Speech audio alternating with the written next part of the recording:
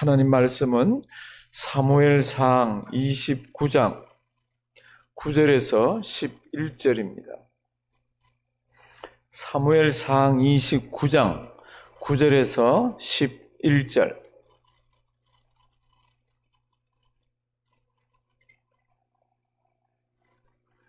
사무엘상 29장 9절에서 11절. 우리 다 같이 한 목소리로 한번 읽으십니다.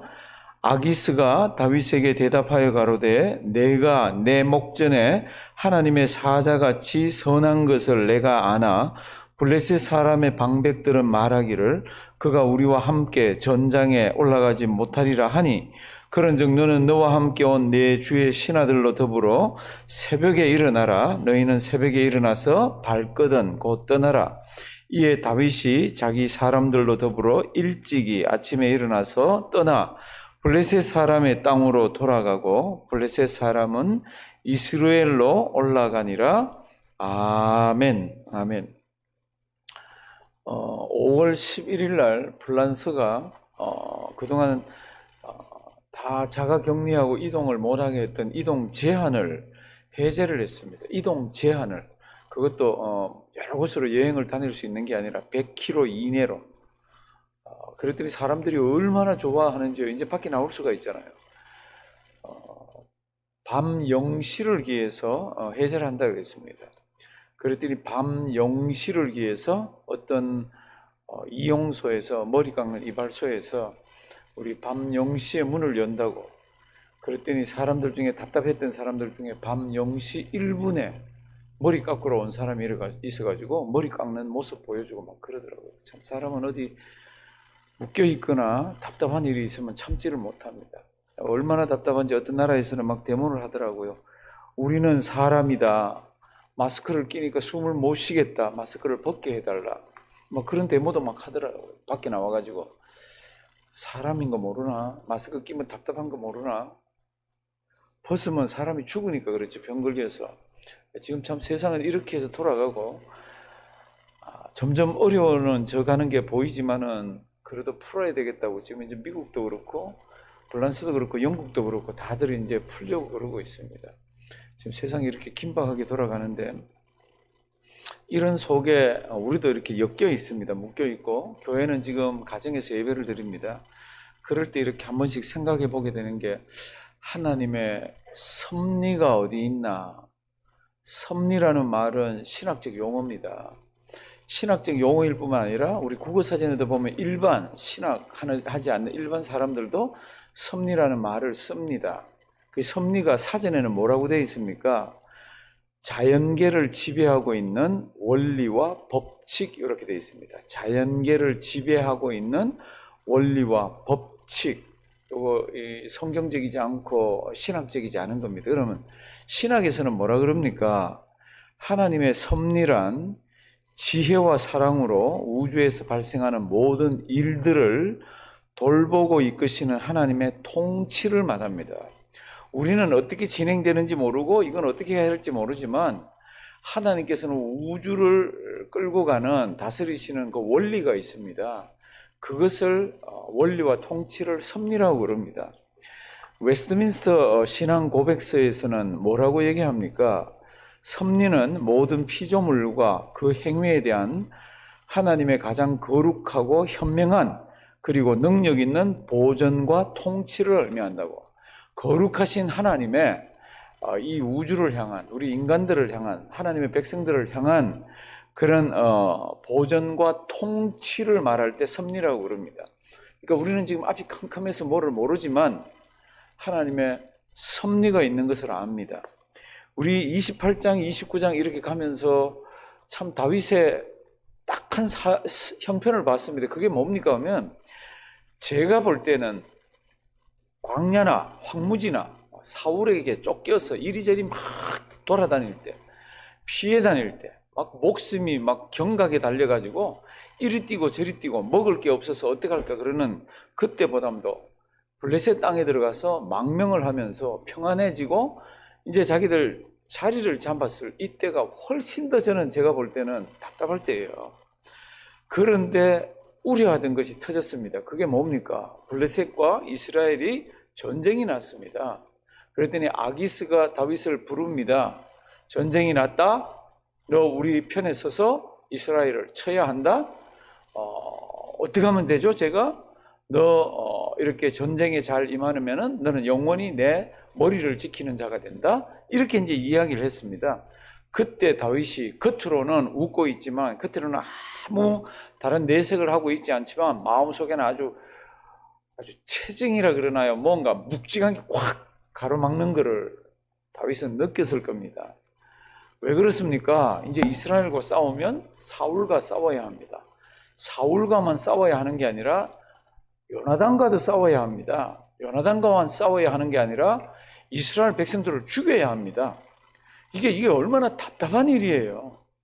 그러니까 막 이리저리 도망다니고 할 때는 하나님 그러면서 막 부르짖고 막 그랬는데 이건 지금 어떻게 해볼 수도 기도도 나오질 않는 그런 상황입니다. 근데 전쟁은 지금 벌어지고 있잖아요. 지금 막 다 모여들고 이래가지고 지금 막 이렇게 꽝 그러면 지금 이제 전쟁이 되는 그런 상황입니다. 그런 상황 가운데에서 29장 1절부터 한번 보시기 바랍니다. 하나님의 섭리라고 그랬습니다. 다윗은 지금 자기 힘으로 할 수 있는 게 아무것도 없습니다. 그냥 나가서 전쟁에 나가서 싸울 수밖에 없습니다. 그런데 속으로는 얼마나 기도하겠습니까? 하나님, 이게 웬일입니까? 하나님 피할 수만 있으면 하나님 어찌하면 좋습니까? 이게 막 지금 마음 속으로는요, 이게 막 우장창창 하는데 29장 1절 블레셋은 5 이렇게 방백들이 5 지역을 나누어 가지고 관할해서 그렇게 통치를 하고 있었습니다.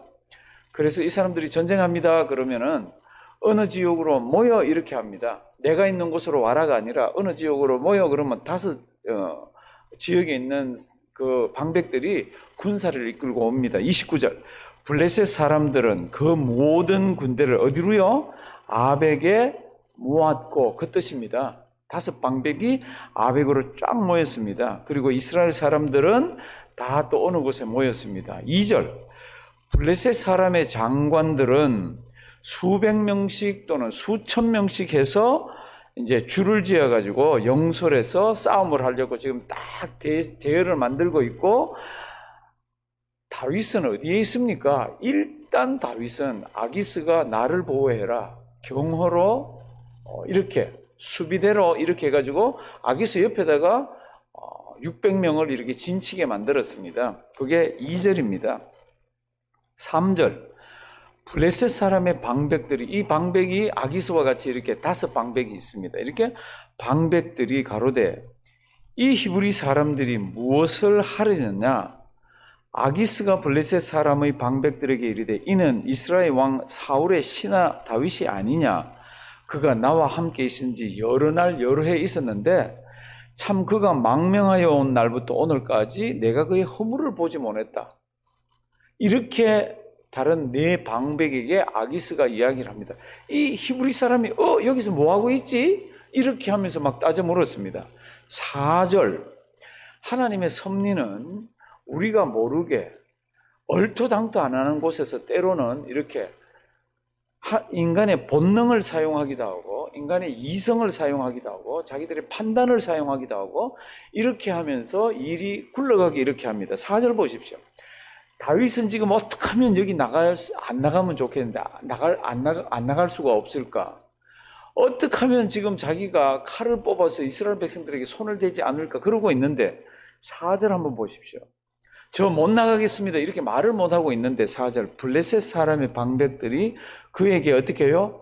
노한지라 아기스에게 막 노를 바랍니다.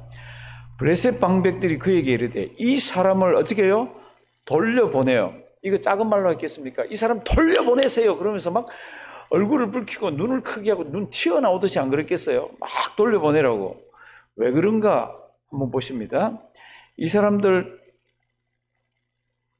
돌려보내라고 이유가 뭡니까? 4절 뒷부분 보면 그가 전장에서 우리의 대적이 될까? 우리는 지금 앞에 나가 싸우는데 원래는 좀 앞에 내보낼까 싶었는데 아기스가 딱 붙들었습니다. 그런데 이 사람들이 나가서 이스라엘과 싸울 때 뒤에 있는 아기스 뒤에 이렇게 남아있다가 이 사람들이 적이 되어가지고 뒤에서 우리를 치면 어떡하냐는 겁니다.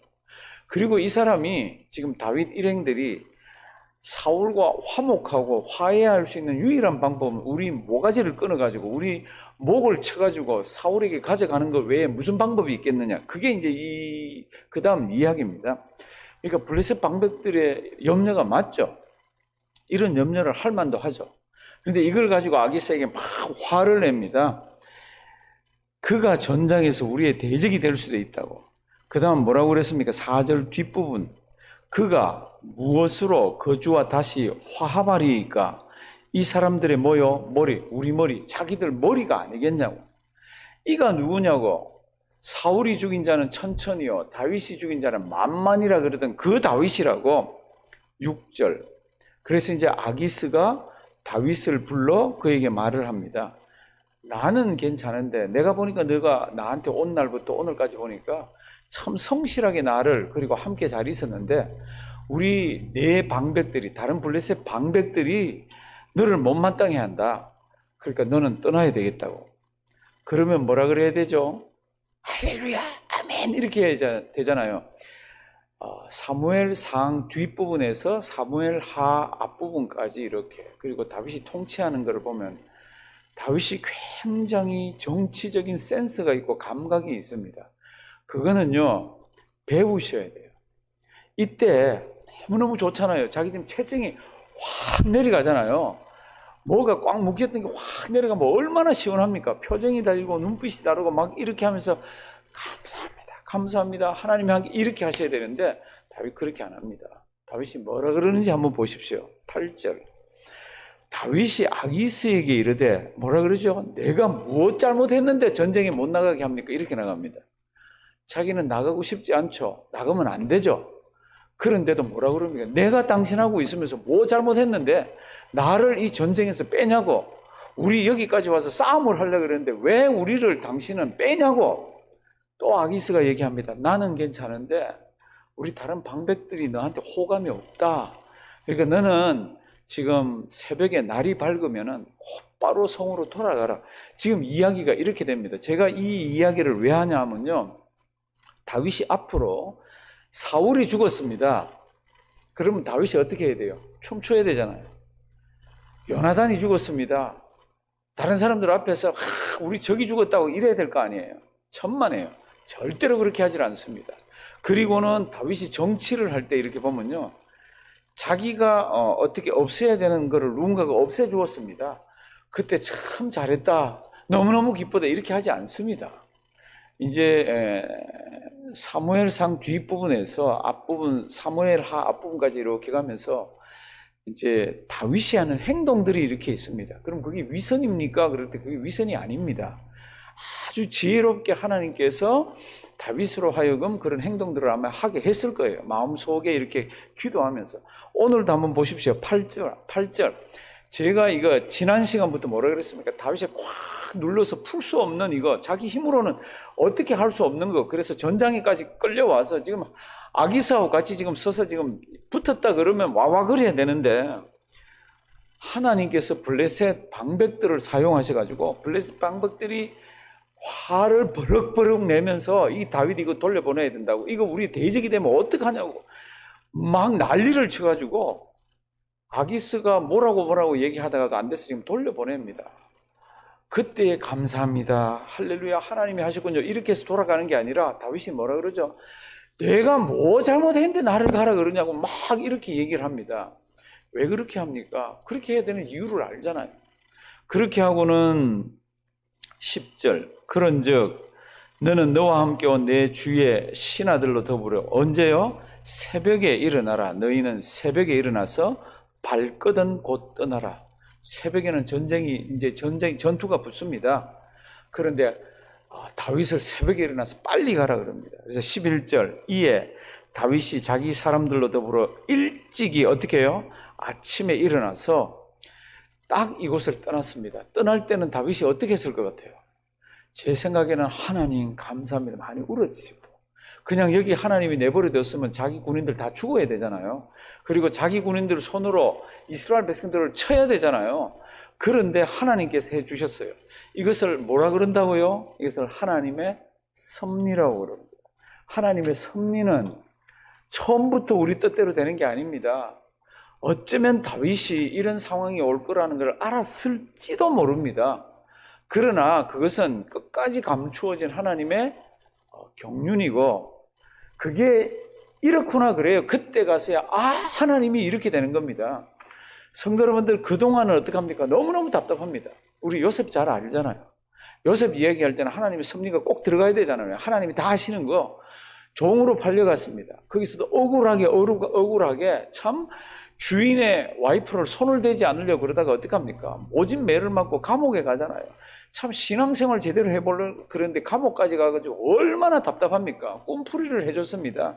알았다. 내가 나가면은 너 이야기해서 풀어주마. 뭐 2년이 지나갔습니다. 아무 소식이 없는 거 있잖아요. 얼마나 답답합니까? 그렇게 답답한데도 하나님의 통치와 인도하심이 있는 거 있잖아요. 바깥 세상에서 하나님께서 다 돌아갈 것을 준비를 하시고, 요셉은 아무것도 모르고 감옥 속에서 빡빡 고생을 하고 있지만 하나님은 일을 하시더라고요. 하나님이 일을 어떻게 하십니까? 우리 방법대로 안 하십니다.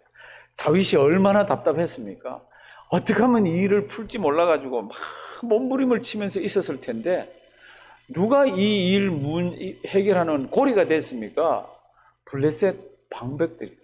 그것도 자기를 좋아하는 방백이 아니고, 다윗이 저기서 지금 고생하는데 얼마나 마음이 아플까, 저걸 빼내야지, 이게 아니라 저놈의 자식 저기 놔두면 우리의 대적이 됩니다.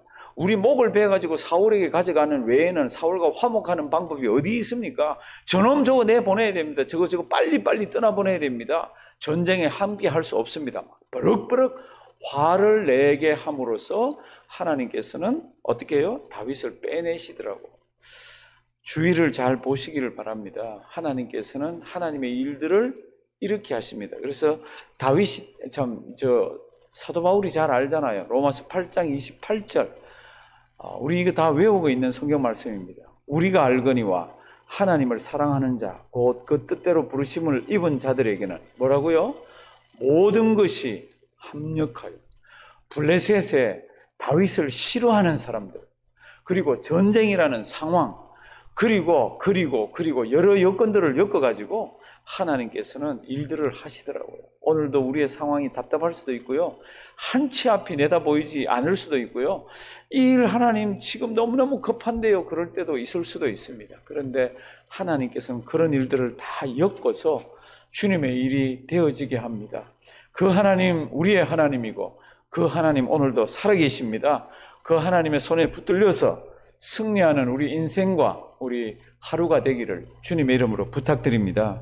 살아계신 하나님, 감사합니다. 이 눈에 아무 증거 아니 보여도 우리 하나님 살아계신 것 믿고, 하나님이 오늘도 교회를, 우리 가정을 붙들고 하나님 오늘도 인도하시는 것을 압니다. 그 손에서 앞이 때로는 아무것도 보이지 않고 답답하더라도 하나님 기쁨으로 감사하며 하나님 기도하며 승리하는 우리 되게 해 주시옵소서. 하나님 우리 성도님들 가정에 하나님 육신적으로 또 경제적으로 또 어려운 가운데 있는 성도님들이 있습니다. 오늘도 기억하시고 하나님의 한량없는 은혜로 더해 주시옵소서. 예수님의 이름으로 기도드리옵나이다. 아멘.